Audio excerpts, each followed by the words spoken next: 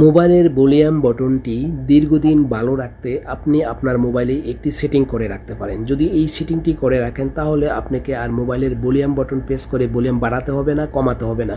শুধু স্ক্রিনে টাচ করলে আপনার মোবাইলের ভলিউম বাড়বে, মোবাইলের ভলিউম কমবে। কিভাবে কাজটা করবেন চলুন দেখে আসি। তার আগে আমি কি করব দেখেন, এখানে ট্যাপ করে দিলাম, দেওয়ার পরে দেখেন এখানে ভলিউম দেখা যাচ্ছে, আমি ভলিউমের উপর ট্যাপ করে দিব। ভলিউমের ট্যাপ করে দেওয়ার পরে দেখেন এখানে প্লাসে ট্যাপ করলে ভলিউম বাড়বে, মাইনাসে ট্যাপ করলে ভলিউম কমবে। আবার এখানে ট্যাপ করে দিয়ে আমি এখান থেকে বাইরে হয়ে যাব। আবার যখন প্রয়োজন হবে আমার ভলিউম বাড়ানোর, তাহলে আমি কি করব, আবার এখানে ট্যাপ করে দিব। দেওয়ার পরে দেখেন এখানে ভলিউমও দেখা যাচ্ছে, স্ক্রিনশট দেখা যাচ্ছে, ব্রাইটনেস দেখা যাচ্ছে।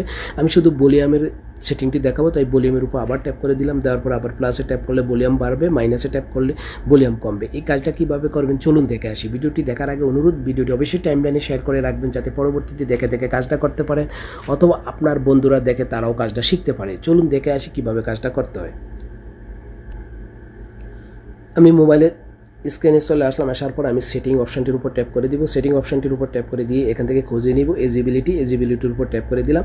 এজিবিলিটির উপর ট্যাপ করে দেওয়ার পর নতুন আরেকটি ইন্টারফেস ওপেন হবে। দেখেন এখানে দেখা যাচ্ছে ইন্টারেকশন অ্যান্ড ডেস্টিনিটি। এই ডেস্টিনিটি এখানে আপনারা ট্যাপ করে দিবেন। এখানে ট্যাপ করে দেওয়ার পর নতুন আরেকটি ইন্টারফেস ওপেন হলো।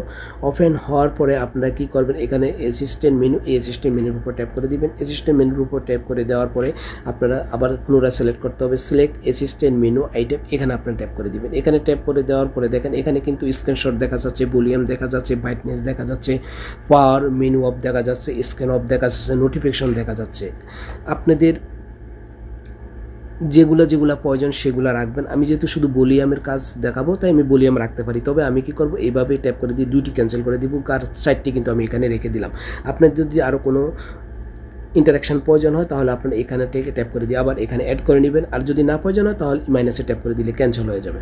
করার পরে আপনারা কী করবেন, এখান থেকে বাইরে হয়ে যাবেন। বাইরে হয়ে যাওয়ার পরে দেখেন এখানে নিচে লেখা আছে assistant menu shortcut. Assistant menu শর্টকাটের উপর ট্যাপ করে দিবেন। সেট করে দেওয়ার পরে দেখেন এখানে লেখা আছে অফ দেখা যাচ্ছে, এখানে ট্যাপ করে দিবেন। এখানে ট্যাপ করে দিয়ে অ্যাসিস্ট্যান্ট মেনু শর্টকাটটি অন হয়ে গেল। অ্যাসিস্ট্যান্ট মেনু শর্টকাটটি ওপেন করার সাথে সাথে দেখেন এখানে একটা মেন আইকন দেখা যাচ্ছে। যদি এটা আপনারা বন্ধ করে দেন তাহলে মেন আইকনটা চলে যাবে। যদি আবার এটা চালু করেন দেখেন মেন আইকনটা চলে আসছে। এখন আমি এখান থেকে বাইরে যাব। বাইর হয়ে যাওয়ার পরে দেখেন এখানে কিন্তু একটা অ্যারো দেখা যাচ্ছে। তবে আপনাদের কিন্তু এখানে অ্যারোটা নাও থাকতে পারে, না যদি না থাকে তাহলে এই মেন আইকনে ট্যাপ করে দিবেন।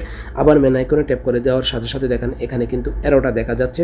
আবার এখানে ট্যাপ করলে অ্যারোটা চলে যাবে, আবার এখানে ট্যাপ করে দিলে অ্যারোটা চলে আসবে। আসার পরে আপনার এর উপরে ট্যাপ করে দিবেন। উপরে ট্যাপ করে দেওয়ার পরে দেখেন এখানে ভলিউম আছে, স্ক্রিনশট আছে, ব্রাইটনেস আছে, পাওয়ার মেনু আছে। অর্থাৎ আমি সাইটটা অপশন রেখে দিয়েছি, যার জন্য সাইটটি দেখাচ্ছে। আপনি যদি একটা রাখেন তাহলে একটাই দেখাবে। তারপরে আপনারা এই ভলিউমের উপরে ট্যাপ করে দিবেন। ভলিউমের ট্যাপ করে দিয়ে যখন ভলিউম বাড়ানোর প্রয়োজন হয় এভাবে ট্যাপ করে বাড়িয়ে নেবেন, যখন কমানোর পর এখানে কমিয়ে নেবেন। আবার এখান থেকে ক্যান্সেল করে দিবেন। যদি আপনাদের এই আইকনটি যদি আপনি এখানে থাকলে সমস্যা ফিল করেন তাহলে আপনারা এই মেন আইকনের উপর ট্যাপ করে দিয়ে এটা ক্যান্সেল করে দিবেন। পুনরায় যখন আপনার ভলিউম বাড়ার প্রয়োজন হয় তখন আবার মেন আইকনে ট্যাপ করে দিবেন। এখানে ট্যাপ করে এখান থেকে ভলিউম বাড়িয়ে কমিয়ে নিতে পারবেন। এই হলো এই গুরুত্বপূর্ণ সেটিংটি। যারা এই সেটিংটি এখনও করেন না, এই ভিডিওটি দেখে এখনই করে নিতে পারেন। তবে এই সেটিংগুলা এক এক কোম্পানির মোবাইলে এক এক জায়গায় থাকতে পারে, তবে সব মোবাইলে এই সেটিংগুলো আছে। আমি আজ যে সেটিংটি দেখলাম এটি হলো স্যামসাং গ্যালাক্সি A56 এবং 55 এবং 36, এই তিনটি মোবাইলে এই প্রসেসে আপনারা কিন্তু এই সেটিংটি করে নিতে পারবেন। তবে অন্য কোনো কোম্পানির মোবাইলে অন্য সিস্টেমে কিন্তু সেটিংগুলো করতে হয়। যদি আপনারা না জানেন তাহলে অবশ্যই কমেন্ট করে জানাবেন কোন মোবাইলের সেটিংটি আপনারা করতে চান। আমি আপনাদেরকে পরবর্তীতে দেখাতে চেষ্টা করব। ভিডিওটি দেখে ভালো লাগলে অবশ্যই একটি লাইক করবেন। আর ভিডিওটি যদি আমার ইউটিউব চ্যানেলে দেখে থাকেন, ইউটিউব চ্যানেলটি যদি এখনও সাবস্ক্রাইব না করে থাকেন তাহলে অনুরোধ অবশ্যই ইউটিউব চ্যানেলটিকে সাবস্ক্রাইব করে রাখবেন এই ধরনের হেল্পফুল ভিডিও পাওয়ার জন্য। ওকে, আল্লাহ হাফিজ, ভালো থাকবেন।